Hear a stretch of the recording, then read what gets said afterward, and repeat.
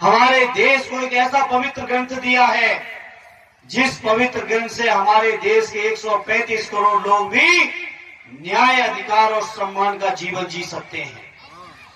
लेकिन ये वो सामंती लोग जिनको केवल शोषण करना आता है, जो सोचते हैं कि पैदा होते ही राजपाट करना उनका हक हो गया है, उनको बाबा साहब का ये संविधान बर्दाश्त नहीं हो पा रहा है, स्वीकार नहीं कर पा रहे हैं। इसलिए आप देखिए, दिन ब दिन जैसे ही बीजेपी के लोगों को ताकत मिल रही है, अगर वो सबसे ज्यादा कहीं हमला बोल रहे हैं तो हमारे देश के संविधान के ऊपर हमला बोल रहे हैं।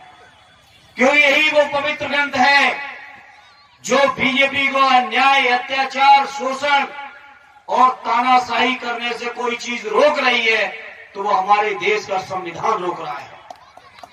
और जब संविधान इन चीजों को रोक रहा है तो बीजेपी के लोगों ने भी गांठ बांध के रखी हुई है कि आने वाले समय में जब कभी उनको मौका मिलेगा तो संविधान को संशोधन करके, संविधान को बदल के देश के जो करोड़ों लोग हैं, जो गरीब हैं, दलित हैं, पिछड़े हैं, शोषित हैं, महिलाएं हैं, किसान हैं, मजदूर हैं, इनके हक और अधिकार को कैसे भी छीनना है, उसके लिए वो देश के संविधान को बदलना चाहते हैं।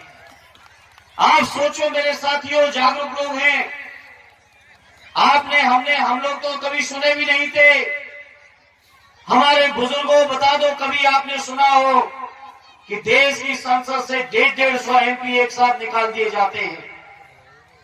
एक साथ एमपी निकाल दिए जाते हैं 150, और 150 एमपी से निकाले जाते हैं कि बीजेपी के लोग अपने मन चाहे कानून बना दें। इधर एक तरफ एमपी निकाले जाते हैं, दूसरी तरफ देश के जो कानून है, चाहे भारतीय दंड संहिता हो, चाहे आपका साक्ष्य अधिनियम हो, चाहे सीआरपीसी हो, सभी तरह के कानूनों को बदलाव का काम बीजेपी ने शुरू कर दिया है।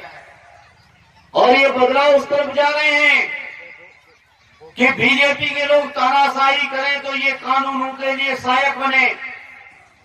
इसलिए आज इस मौके पर मैं अपने बस्ती के लोगों के बीच कहने आया हूं, ये चुनाव देश के संविधान को, देश के लोकतंत्र को, देश में जितने हक और अधिकार दिलाने के कानून हैं, उन कानूनों को बचाने का ये आखिरी चुनाव है।